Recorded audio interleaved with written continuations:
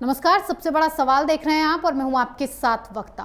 पैगंबर मोहम्मद पर कई सालों से कही जा रही बातों को नूपुर शर्मा ने दोहरा क्या दिया, मानो देश में आग लगने वाला काम हो गया। मुस्लिम समुदाय ऐसे भड़क उठा जैसे पता नहीं कौन सा नया शगुफा नूपुर शर्मा ने कह दिया और जो किसी को पता नहीं था। लेकिन जितना विरोध नूपुर शर्मा का किया गया उससे कहीं गुना ज्यादा उनके सपोर्ट में लोग उतर आए हैं। कुवैत में नूपुर शर्मा पर प्रदर्शन करने वालों को कुवैत सरकार देश से बाहर निकाल रही है। रातों रात आए सपोर्ट नूपुर शर्मा के पोस्टर लग रहे हैं, लेकिन इसी बीच एक ऐसा बयान भी आया जो हैरानी में डालने वाला है।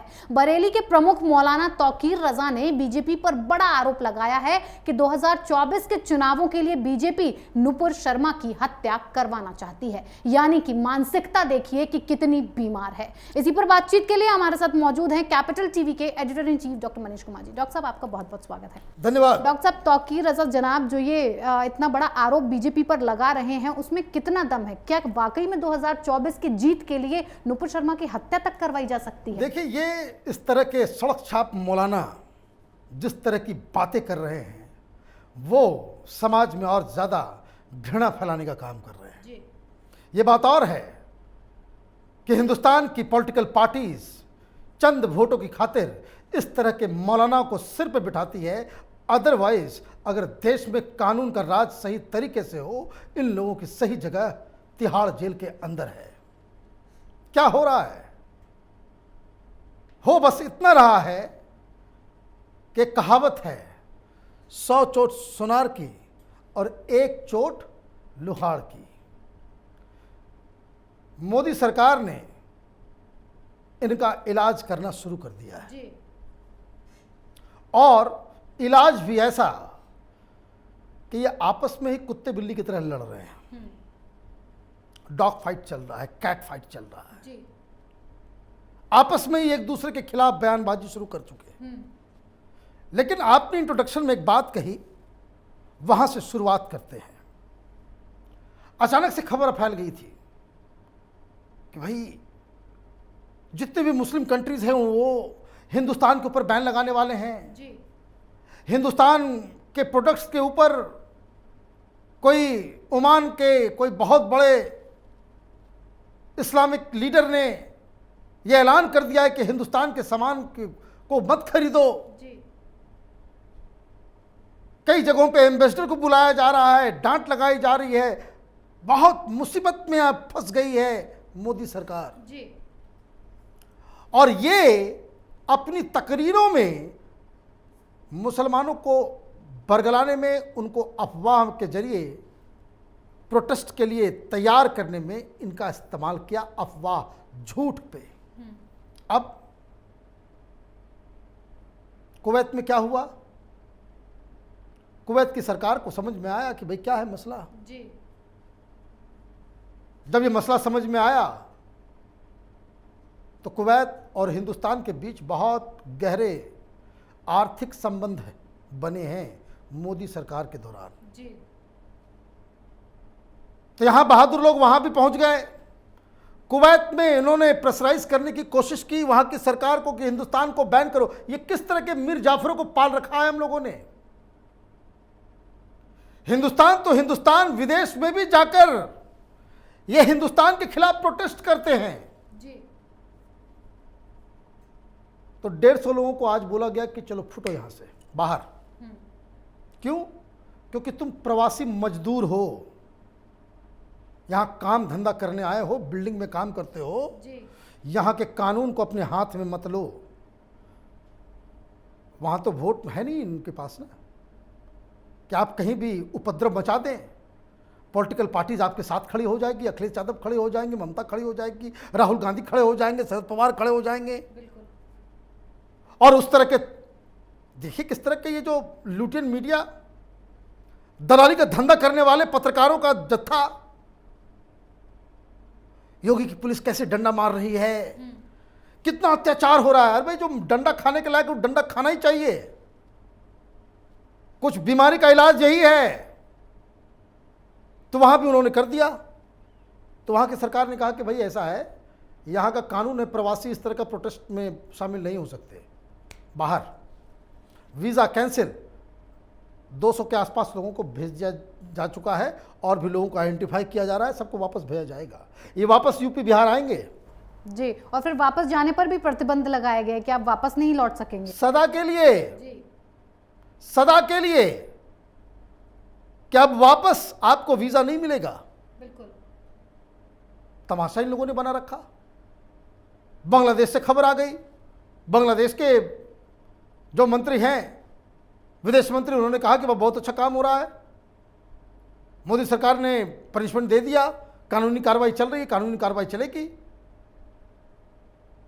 ये हिंदुस्तान में डिमांड कर रहे हैं क्या? ये बात समझिए।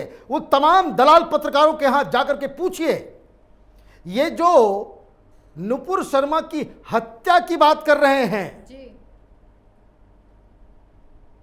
वो शरीयत का कानून है, वो इस्लामिक लॉ के तहत कि कोई भी प्रॉफेट मोहम्मद की बेअदबी करता है उसकी सजा मौत है, सर तन से जुदा।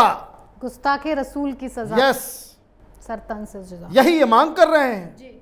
तो ये जो लिबरल कहने वाले खुद को, ये पत्रकार दलालों का जत्था जो है, उनसे पूछना चाहिए तुमने क्या कर लिया है? कुछ तुम्हारे में कुछ ट्रांसफॉर्मेशन आ गया है क्या कि तुम लिबरलिज्म को छोड़ के शरीयत के कानून को हिंदुस्तान में लागू करवाना चाहते हो? और आपने सवाल पूछा ये तौकीर रजा, चुनाव से पहले तुर्रम खां बन रहा था ये, राहुल गांधी तो सोनिया गांधी और ये और वो कांग्रेस के सपोर्ट में सब चले जाते हैं इनके दरवाजे पे। जी। क्या हुआ? क्या हुआ? जहां इसका शहर है बरेली, उसके आसपास में सीट भी जितवा पाया क्या समाजवादी पार्टी को या कांग्रेस पार्टी को? ये तो कांग्रेस पार्टी के साथ था, एक भी सीट जितवा पाया क्या कांग्रेस पार्टी को? यही इनकी औकात है। लेकिन आज उन्होंने कह दिया कि भाई बीजेपी वाले हत्या भी करवा, तुमको खुशी मनानी चाहिए। यही तो तुम डिमांड कर रहे हो जी। यही तो तुम डिमांड कर रहे हो, यू शुड सेलिब्रेट। तो अभी इनको चुनाव नजर आ रहा है, पड़ रहे हैं डंडे, चल रहा है बुलडोजर।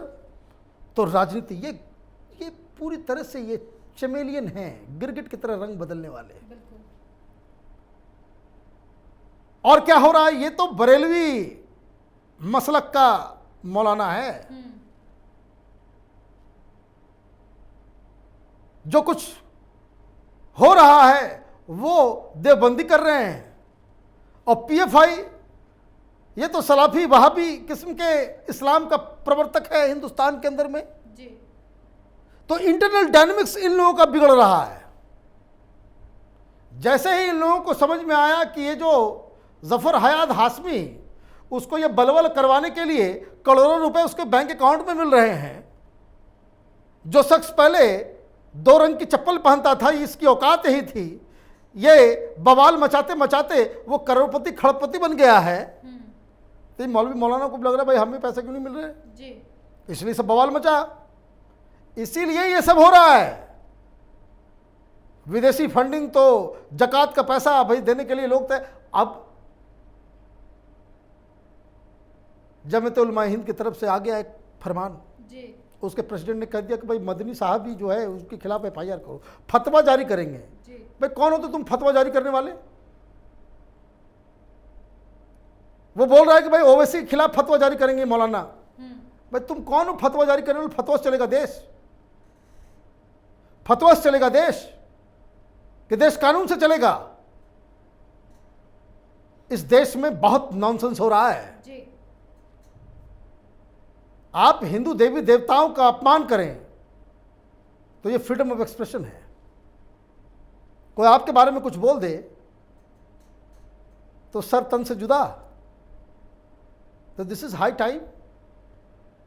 केंद्र सरकार ने फौरन अपने सारे स्ट्रेटजीज को बदला है। जी।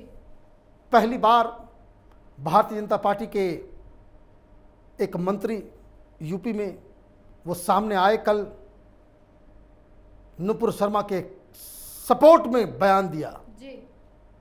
नेपाल में रैलियां निकल रही हैं, नुपुर शर्मा के सपोर्ट में, पोस्टर्स छप रहे हैं नुपुर शर्मा के समर्थन में, रैलियां निकाली जा रही है, धर्माचार्यों की रैलियां निकल रही है, बनारस में रैलियां निकल रही है, हरिद्वार में निकल रही, सब नुपुर शर्मा के समर्थन में निकलना चाहिए। हिंदुस्तान में ये गंगा जमनी तहजीब का ठेका सिर्फ हिंदुओं ने नहीं ले रखा है। अगर टॉलरेंस हिंदू दिखाते हैं तो मुसलमानों को भी टॉलरेंस दिखाना पड़ेगा। बिल्कुल, जैसा कि आपने अभी कहा कि सपोर्ट में रैलियां निकल रही हैं, पोस्टर छप रहे हैं, रातों रात एक जगह पोस्टर्स लग जाते हैं दीवारों पर, और खेल जहां पे पार्क है वहां पर लग जाते हैं कि आई सपोर्ट नुपुर शर्मा। तो क्या माना जाए कि देश में ही दो भाग हो चुके हैं, एक सपोर्ट करने वाले और एक विरोध करने वाले? बिल्कुल, ये जिसको नजर ये नहीं आता है वो तो अब क्या कहें, वो रतौंधी की बीमारी से ग्रसित है। It is already divided. माने हिंदुत्व और हिंदुत्व के खिलाफ लोगों के बीच ये फासला, ये लाइन तो पड़ ही चुका है जी। हम उसको इग्नोर करें, नजरअंदाज कर दें, देखें नहीं, देखते हुए उसको हम एक्सेप्ट नहीं करें, ये हमारी प्रॉब्लम है जी। और ये बात बिल्कुल सही है। कोई लिबरल वामपंथी, ये टुकड़े टुकड़े गैंग के, ये फिर आपके जितने भी intolerance gang, freedom of expression की लड़ाई लड़ने वाले, सब जिस हिसाब से उस हुसैन ने जब देवी दुर्गा की नंगी तस्वीर को पेंट किया था, देवी सरस्वती की नंगी तस्वीर उसने पेंट की थी, ये फॉरवर्ड पोस्ट मैगजीन वालों ने जब महिषासुर को भगवान और देवी दुर्गा को वैश्य बताया था, तब इनको समझ में नहीं आया था। तब हम लोग जब विरोध करते थे तो वो कहते थे कि भाई कि तुम लोग बड़ा इंटॉलरेंट हो गए हो। भाई वो इंटॉलरेंस हो गया और अभी इनके मुंह में दही जम गई है। अभी ये जो है माने चित भी मेरी, पट भी मेरी, तो ये चीज जो है वो चलने वाली नहीं है। और इसलिए योगी आदित्यनाथ ने जो किया जी, वो बहुत सही किया। और देखिए कैसे ये गिरगिट हैं, रंग बदलते हैं। जावेद के घर बुलडोजर चल रहा है, जिसने प्रयागराज का वो जो हिंसा का मास्टरमाइंड है जी। और ये यहां दिल्ली में डफली बजाना चालू कर दिया कि जेएनयू के एक लड़की के घर को बुलडोज कर दिया गया जी। क्योंकि वो सीए में एक्टिव थी, वो अलीगढ़ में महिलाओं के बीच, लड़कियों के बीच एक लीडर थी, जेएनयू में वो काउंसलर है, इसलिए उसको टारगेट किया जा रहा है। भाई क्या बात कर रहे हो? वो वैसे भी बयान दे रहे हैं कि योगी सरकार को ऐसा करना चाहिए कि अदालतों में ताले लगा देने चाहिए, जब वही डिसाइड करेंगे कि कौन अपराधी है और किसको क्या सजा देनी है। अरे भाई, ताले तो तुम बंद करवाना चाह रहे हो। तुम्हारे फेवर में जब फैसले नहीं आते हैं तो सुप्रीम कोर्ट की निंदा करने शुरू कर देते हो। सुप्रीम कोर्ट की जरूरत ही क्यों है तुमको? अचानक से कोर्ट याद आने लग गया। ये कोर्ट याद तब नहीं आया था जब राम जन्मभूमि के ऊपर सुप्रीम कोर्ट ने फैसले दिए थे। जब इलाहाबाद कोर्ट से फैसला आया था तब क्यों चिल्ला रहे थे? तब तो कोर्ट पसंद नहीं है। ज्ञानवापी, अभी ज्ञानवापी वाले में कोर्ट के फैसले की निंदा कर रहे हो, जबकि अभी फैसला आया नहीं है। पहले से ही डफली बजाना चालू कर दिया तुमने। अफजल हम शर्मिंदा हैं, तेरे कातिल जिंदा हैं। अफजल गुरु को जब फांसी मिलती है सुप्रीम कोर्ट के द्वारा, तब कोर्ट नहीं चाहिए तुमको। और अभी तुमको जब बुलडोजर चल रहा है कि इलीगल घर है, भाई आपको क्या लग रहा है? आपको एक बात और मैं बता दूं, एक्सक्लूसिव जानकारी जी। 7 दिन का टाइम बचा हुआ है। योगी आदित्यनाथ ने साफ साफ करके तमाम अधिकारियों को, पुलिस वालों को कह दिया है, चिन्हित करो ये पब्लिक स्पेस पे ये जो मजार उग जाता है अचानक से, हाईवे बना नहीं, आसपास मजार जो बन जाते हैं, उस सब के ऊपर 10 दिन के अंदर बुलडोजर चलने वाला है। सब के ऊपर बुलडोजर चलने वाला है कि जो इलीगल तरीके से ये जो जमीन कब्जा करने का जो तरीका इन लोगों ने सीख लिया है, इसके ऊपर बुलडोजर चलेगा। आप देखिए फिर क्या करते हैं। वो तो बैरिस्टर हैं, खुद कानून के ज्ञाता हैं। आप इलीगल कंस्ट्रक्शन करोगे, आप इंक्रोचमेंट करोगे, कोर्ट में दरवाजा खटखटाया जाएगा, उसकी जरूरत नहीं पड़ती। नगर निगम के पास संविधान के द्वारा, कानून के द्वारा निहित अधिकार मिले हुए हैं कि इसमें कुछ सोचने की जरूरत नहीं है, नोटिस दीजिए, ठोकिए। तो ये जो घर जो गिराया गया है 10 मई, 12 जून को बुलडोजर चला है, 11 जून को जी। और नोटिसेस 10 मई को भेजे जा चुके थे। तो कौन सा कानून, कौन सा ये लोगों को भड़काने के लिए? और कहाँ है वो मौलाना, कहाँ है वो मौलाना कानपुर का जिसने टेलीविजन पर आकर के बयान दिया था कि अगर बुलडोजर चला तो मुसलमान जो है कफन बांध करके सड़क पर उतर जाएगा, उतरो। तो ये बेकार की बातें हैं, लोगों को भड़काने की जैसी ये सारी चीजें। इस तरह के बयान देने वाले लोगों को प्रिएम्प्ट करना चाहिए। जी। कुल मिलाकर के 60,000 फेक आईडीज सोशल मीडिया पे इस दौरान एक्टिव थे। 7100 पाकिस्तान से ऑपरेट हो रहे थे और यहाँ के जितने हिंदुस्तान के भड़काऊ भाईजान वो विदेश से जो प्रोपेगेंडा चल रहा था उसको यहाँ रिट्वीट कर रहे थे, फॉरवर्ड कर रहे थे व्हाट्सएप के ऊपर मीम्स। पाकिस्तान से आ रहा है और यहाँ फॉरवर्ड किया जा रहा है। तो ये तो इनकी आईक्यू और इनकी दिमागी हालत का जो है वो परिचायक है कि आप देखिए कि किस तरीके से आप हिंसा भड़काते हो। What ever said and done, जो लोग नुपुर शर्मा की मौत की मांग कर रहे हैं वो हिंदुस्तान में शरिया का कानून लागू करना चाहते हैं। जो लोग इन दंगाइयों के साथ खड़े हैं वो हिंदुस्तान में शरिया के कानून के समर्थक बन के सामने आए हैं। जो पॉलिटिकल पार्टी, जो लीडर इन दंगाइयों के साथ खड़ा है, बुलडोजर के खिलाफ खड़ा है, वो देश में दंगा भड़काना चाहते हैं अपनी वोट बैंक पॉलिटिक्स की खातिर। और जो लोग इस मुकाम पे चुप हैं वो कायर हैं। कायर इसलिए हैं कि अगर अब नहीं बोलोगे तो कब बोलोगे, जब तुम्हारी बहन बेटियों को सड़क पे ऐसे जिंदा मार के टांग दिया जाएगा तब आप जाकर के मुंह खोलेंगे। हिंदुस्तान में संविधान है, जो भी कुछ होता है, किसी ने गलती की, किसी के हाथ से कुछ हो गया, उसका तरीका बहुत ही सिंपल है, उसको कानून के हिसाब से पनिशमेंट मिलना चाहिए। हिंदुस्तान में एक रोबोस्ट सिस्टम है, पुलिस है, कोर्ट है। वो किस लिए है? न्याय दिलाने के लिए है। अगर आपका भरोसा इससे उठ गया है तब तो आप कहीं का टिकट लिए बाहर जाएं।